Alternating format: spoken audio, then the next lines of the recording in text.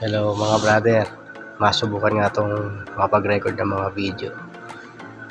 Napakita ko sa inyo yung mga makina namin dito sa printing room. Mga ginagamit namin pang print. Magsimula tayo dito sa yan, 5 meters yan.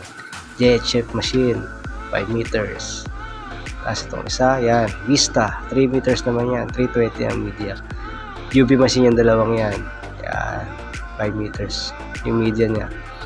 Ito naman tong isa, yan, Mimaki yan. Ante ng Mimaki. UV print din yan. 3 meters ang media niya. Tapos ito naman yan, lamination namin. Automatic na yan. So, itong dalawang balit na makina to, Pakistani yan dun, no? Yan, dalawa, Mimaki yan. Dalawang sticker machine. Pwede ka dyan mag-print and cut. Yan, dyan ka man nagka-cut out ng sticker. Automatic. So, itong dalawang makina na to, yan, EcoSolvit print. Yan. Mimaki rin yan. Kaya diba, mayaman ng Mimaki. Baka naman. Tapos yan, ito naman isa, yan, flatbed machine. Mimaki rin yan. Yan ako nagpiprint ng cladding, yan, mga Baskin Robbins, kahit anong background. Tapos mga acrylic logo, yan.